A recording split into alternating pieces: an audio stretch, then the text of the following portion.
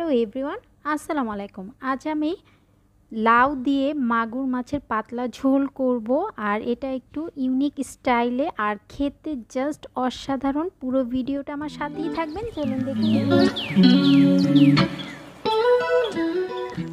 আমি এখানে একটা লাউ নিয়েছি। প্রথমে আমি লাউ খোসাটা ছেড়ে তারপর কেটে নিব। আর এখানে আমি মাগুর মাছ নিয়েছি, বড় সাইজের 3টা মাগুর মাছ নিয়েছি। মাছগুলো আমি কেটে নিব, তারপর লবণ দিয়ে মেখে খুব ভালোভাবে মাছগুলো কিন্তু ধুয়ে নিতে হবে। আর লাউয়ের খোসাটা ফেলে লাউটা ধুয়ে তারপর আমি ছোট টুকরো করে কেটে নিব। এখানে লাউটা আমি কেটে নিয়েছি, এরকম পাতলা করে আমি লাউগুলো কেটে নিয়েছি। আর এখানে আমি যে 3টা মাগুর মাছ নিয়েছিলাম, মাছগুলো খুব ভালোভাবে লবণ দিয়ে 5 মিনিট মেখে রেখেছি। তারপর খুব ভালোভাবে ধুয়ে পানিটা ঝরিয়ে নিয়েছি। এখন চলে যাব রান্না করতে।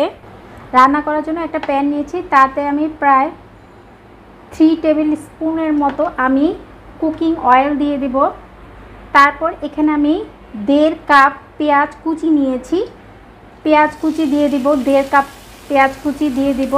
তারপর পেঁয়াজ আমি লাল করে ভেজে নিব, একটু বাদামি রং করব, হালকা লাল লাল করে আমি পেঁয়াজ কুচি ভেজে নিব। পেঁয়াজ ভাজা কিন্তু শেষ, হালকা বাদামি রং হয়ে এসেছে। এখন আমি এখান থেকে অর্ধেকটা পেঁয়াজ, আমি অর্ধেকের থেকে একটু বেশি পেঁয়াজ আমি তুলে নিব। তেল থেকে অর্ধেকটা পেঁয়াজ আমি তুলে নিব। এতটুকু পেঁয়াজ আমি তুলে নিয়েছি, আর সেই সাথে আমি 4টা কাঁচামরিচ দিয়ে দিব। আমি এই পেঁয়াজ আর কাঁচামরিচ খুব ভালোভাবে পেস্ট করে নিব, ব্লেন্ডারে খুব ভালোভাবে আমি এটা একটা পেস্ট তৈরি করে নিব। আর এখানে যে আপনারা দেখতেই পাচ্ছেন বাকি যে পেঁয়াজ আছে, এটার সাথে আমি এখন রান্না করব। এখানে আমি একটা টমেটো নিয়েছি, ফ্রোজেন করা টমেটো দিয়ে দিব। আর 1 চা চামচ করে আদা বাটা আর রসুন বাটা নিয়েছি, সেটাও দিয়ে দিব। তারপর আমি টমেটো আর মশলাটা আমি এই পেঁয়াজের সাথেই একটু নেড়ে চেড়ে মিশিয়ে নিব। এখন আমি 1 চা চামচ হলুদ গুঁড়া দিয়ে দিব, আর 1 চা চামচ আমি মরিচ গুঁড়া দিয়ে দিব। তারপর মশলাটা যেন পুড়ে না যায়, যেন আমি সামান্য একটু পানি দিয়ে দিব। তারপর মিডিয়াম আঁচে আমি মশলাটা খুব ভালোভাবে কষিয়ে নিব, যেন মশলাটা পুড়ে না যায়। আর এই মশলার সাথে আমি সামান্য একটু লবণ দিয়ে দিব। তারপর খুব ভালোভাবে আমি মশলাটা কষিয়ে নিব। আর টমেটোগুলো কিন্তু একদম গলে যাবে মশলার সাথে। মশলা কিন্তু খুব ভালোভাবে কষানো হয়ে গিয়েছে, আর আপনারা দেখতেই পাচ্ছেন তেলটা উপরে ভেসে উঠেছে। আর যে টমেটোগুলো আছে এগুলো কিন্তু চাপ দিলে একদম মিশে যাচ্ছে, মানে টমেটোগুলো কিন্তু পেস্ট হয়ে গিয়েছে। এখন আমি যেই মাগুর মাছ ধুয়ে রেখেছিলাম সেই মাগুর মাছগুলো দিয়ে দিব। তারপর মশলার সাথে মিডিয়াম আঁচে আমি 4 থেকে 5 মিনিটের মতো আমি মাছগুলো কষিয়ে নিব। মাছগুলো কষিয়ে নেওয়া শেষ। এখন আমি মাছ সিদ্ধ হওয়ার জন্য আমি প্রায় 1/2 কাপের মতো পানি দিয়ে দিব। তারপর একটা ঢাকনা দিয়ে ঢেকে মাছগুলো কিন্তু সিদ্ধ করে নিতে হবে। ফিরে আসছি 3 মিনিট পর। ফিরে এলাম 3 মিনিট পর। মাছগুলো কিন্তু প্রায় হয়ে গিয়েছে। এখন আমি 1 চা চামচ ধনে গুঁড়া দিয়ে দিব মাছের সাথে। তারপর ধনে গুঁড়াটা একটু মিক্স করে নিব। এখন 1 চা চামচ আমি জিরা গুঁড়া দিয়ে দিব। তারপর সেটাও আমি মাছের সাথে কষিয়ে নিব 2 মিনিটের মতো। মাছগুলো কিন্তু একদম 100% কুক করা যাবে না, আমি প্রায় 60%-এর মতো মাছগুলো রান্না করে নিয়েছি, বাকিটা আমি লাউয়ের সাথে রান্না করব। এখন আমি সবগুলো মাছ আমি মশলা থেকে তুলে নিব। সবগুলো মাছ আমি মশলা থেকে তুলে একটা বাটিতে নিয়ে নিয়েছি।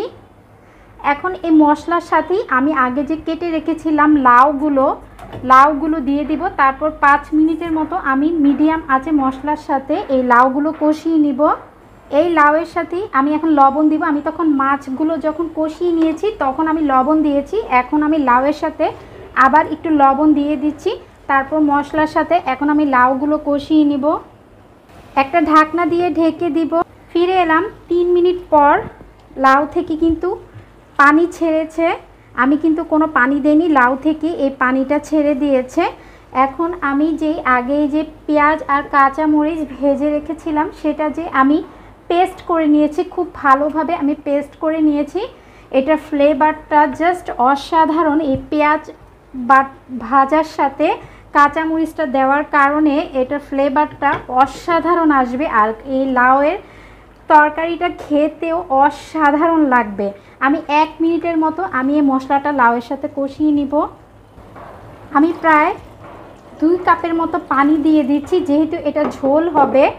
আর এখন আমি অপেক্ষা করব একটা বলক আসা পর্যন্ত।